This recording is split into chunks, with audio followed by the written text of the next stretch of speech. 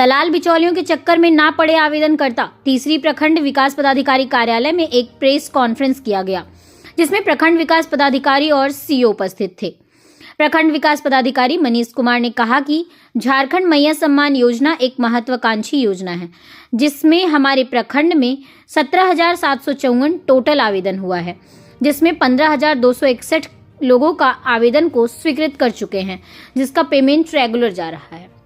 1598 pending था, जिसे हम लोग मेहनत करके 1511 आवेदन को स्वीकृत कर चुके हैं, जिसमें मेरे पास आज तक में 87 आवेदन पेंडिंग हैं। लाभुक जितनी जल्दी हो सके अपने खाता को चालू करवा के हमारे प्रखंड या आंगनबाड़ी में जमा करवा दे। और अभी तक हमारे ऑनलाइन पोर्टल में 2396 पेंडिंग दिख रहा है, जिसका हार्ड कॉपी अभी तक जमा नहीं किया गया है, जबकि सीएससी के माध्यम से हमें 2 से 3 दिन के अंदर कार्यालय में जमा करना था, जो जमा नहीं किया गया है। ऑनलाइन जांच के क्रम में बेलवाना पंचायत के सीएससी संचालक के द्वारा 138 आवेदन ऑनलाइन किया गया है, जिसकी हार्ड कॉपी अभी तक प्रखंड कार्यालय में जमा नहीं किया गया है, जिसमें सक्षम महिला को लाभ नहीं दिलवाया जा पा रहा है। साथ में प्रखंड कार्यालय के अंदर में हेल्प डेस्क लगाई गई है, जिससे विस्तार पूर्वक जानकारी प्राप्त कर सकते हैं। बीडीओ मनीष कुमार ने कहा कि बिचौलिया और दलाल के चक्कर में कोई नहीं पड़े, स्वयं हेल्प डेस्क से संपर्क कर जानकारी प्राप्त करें। तीसरी से आप देख रहे हैं ए न्यूज़ 19 झारखंड से आनंद शंकर, संवाददाता की रिपोर्ट। मुख्यमंत्री मैया सम्मान योजना के क्रियान्वयन इस प्रखंड में किया जा रहा है। सरकार का प्रयास है, प्रशासन का प्रयास है योग्य लाभुकों को यथाशीघ्र उसको लाभ दिलाना। इस क्रम में जिला स्तर पे लगभग 40,000 के लगभग ऐसे आवेदन हैं, जिसका कि अकाउंट पेमेंट फेलियर बता रहा है। जब तक कोई अकाउंट करेक्शन नहीं होगा तब तक लाभुकों को लाभ नहीं मिल पाएगा। अकाउंट करेक्शन के लिए लाभुकों को हम लोग प्रोत्साहित करने के लिए जानकारी दे रहे हैं, ताकि लाभुक जिसका भी ऐसा अकाउंट पैसा नहीं आ पाया अपने अकाउंट को पहले करेक्ट करवा लें। उसमें से लगभग 36,000 आवेदन ऐसे हैं 40,000 में से, जो यह बता रहा है बैंक अकाउंट के अनुसार कि नो सच अकाउंट, अर्थात वो अकाउंट या तो डोरमेंट हो चुका है या 3 साल पहले अकाउंट होगा, ये केवाईसी नहीं होने की वजह से शिथिल पड़ा होगा, या फिर किसी कारण से वो खत्म हो गया होगा अकाउंट। तो लाभुक जितनी जल्दी उसको सुधरवा के कंसर्न यहाँ पे आवेदन किया था वहाँ पे वो जमा कर दे उस डिटेल्स का, ताकि उसको सुधार के सभी महिलाओं को लाभ मिलने लगे। हमारे तीसरी प्रखंड में अब तक 17,754 आवेदन ऐसे आए थे, जिसमें से हम लोगों ने 15,261 आवेदन को स्वीकृत कर चुके हैं, इसका पेमेंट जा रहा है। 1598 ऐसे आवेदन आए थे, जिसका कि पेमेंट का एक प्रयास करने के बाद कुछ अकाउंट करेक्शन का मैटर था, अकाउंट का गलत था, जिसमें से उस 1598 में से हम लोगों ने युद्ध स्तर पे काम करते हुए 1551 अकाउंट को वेरीफाई कर चुके हैं, जिसका कि पेमेंट उनके यहाँ जाना शुरू हो गया है।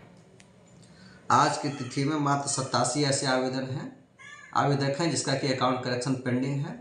लाभुक जितनी जल्दी अपने अकाउंट को करेक्ट करवा लें, हमारे पास जमा करवा दें हमारे कार्यालय में, या जिस केंद्र पे उसने जमा किया था आवेदन, सही सूचना या हम लोग उसको करेक्ट करवा दें।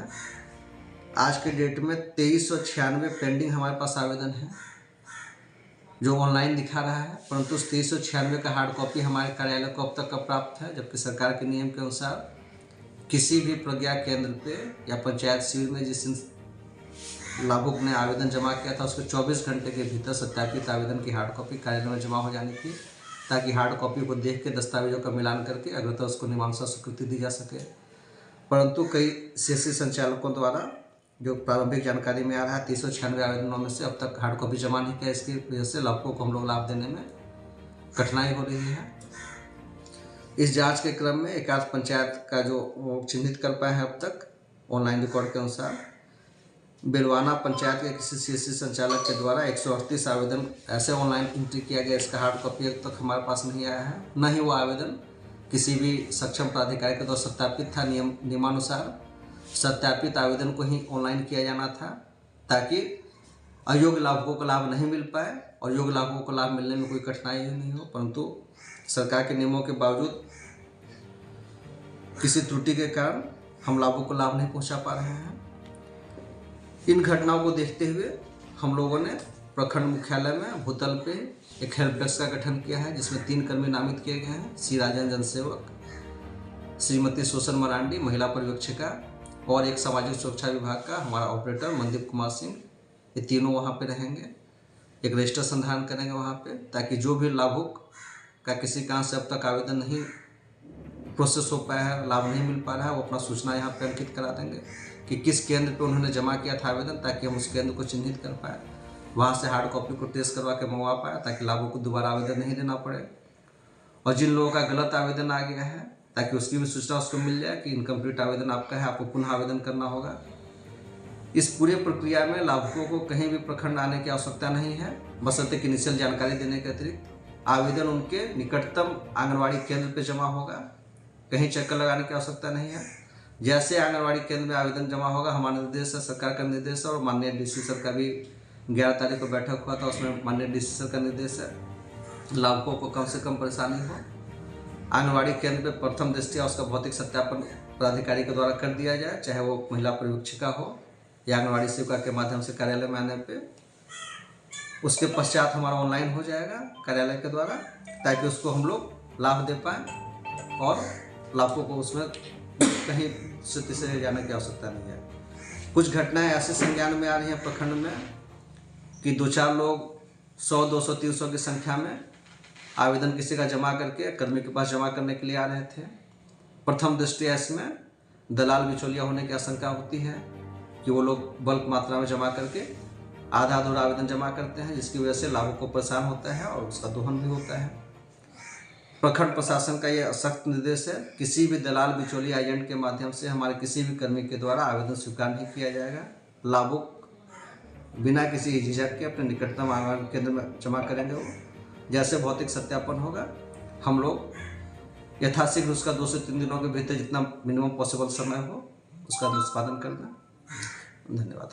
केंद्रों से आंगनबाड़ी सहायिका के माध्यम से, इसीलिए हम लोग इसको डिसेंट्रलाइज करके आवेदन लेने का तरीका हम लोग आंगनबाड़ी केंद्र रखें, ताकि वहाँ के महिला अपने टोले के सभी महिलाओं को व्यक्तिगत रूप से जानती हैं। जहाँ भी वहाँ से भौतिक सत्यापन भी जो हमारा रिकॉर्ड आ रहा है 1700 सब वहीं भेज रहे हैं, ताकि अपने टोला की महिलाओं को सत्यापित कर ले। अगर योग्य है तो बिल्कुल उसको मिलता रहेगा, अयोग्य है तो उसको हम लोग छांट दें, ताकि दूसरे योग्य लोगों को उसका लाभ हम लोग मिल पाए।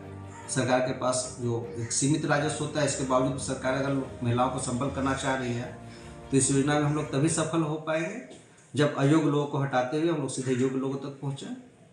तो 50 ऐसे जो अयोग्य लोग मिले हैं भौतिक सत्यापन में, इसका हम लोग विलोपन कर रहे हैं। प्लस दूसरी जनता से भी, हमें तमाम जनता से भी अपील है, समाज सेवियों से भी अपील है, ऐसे कोई अयोग्य लाभुक का जानकारी आती है कि कोई अयोग्य लाभुक इसका लाभ ले रहा है, तो तत्काल इसकी सूचना हेल्प डेस्क में अथवा निकटतम आंगनबाड़ी केंद्र में दें, क्योंकि हेल्प डेस्क पे आने के बाद भी हम लोग भेजेंगे उसको आंगनबाड़ी केंद्र में भौतिक सत्यापन के लिए, किसी भी स्थिति में किसी के साथ अन्याय नहीं हो, कोई फ्रिवलस कंप्लेन भी नहीं आ जाए।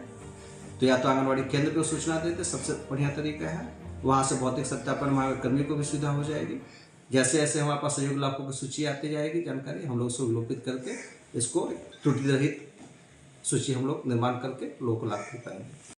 30 सप्ताह में हो जाए, 5 दिनों के भीतर जमा हो जाए। लगभग हमारे यहाँ 75,000 की आबादी है 15 पंचायतों में।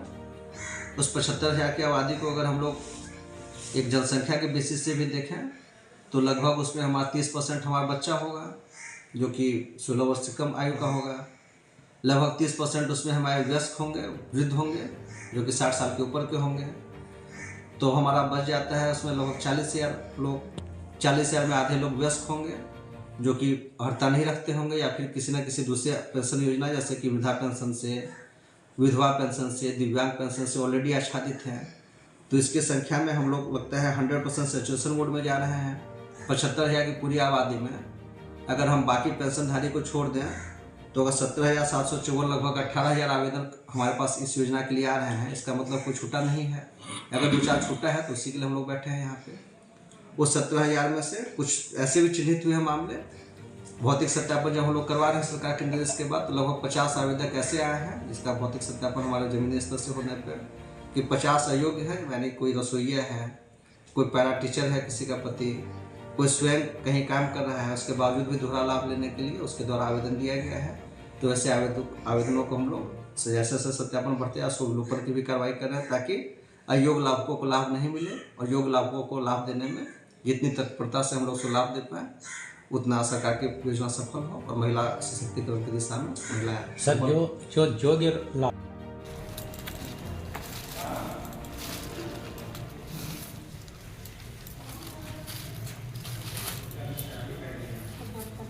खाता लाए हैं आप? Account number?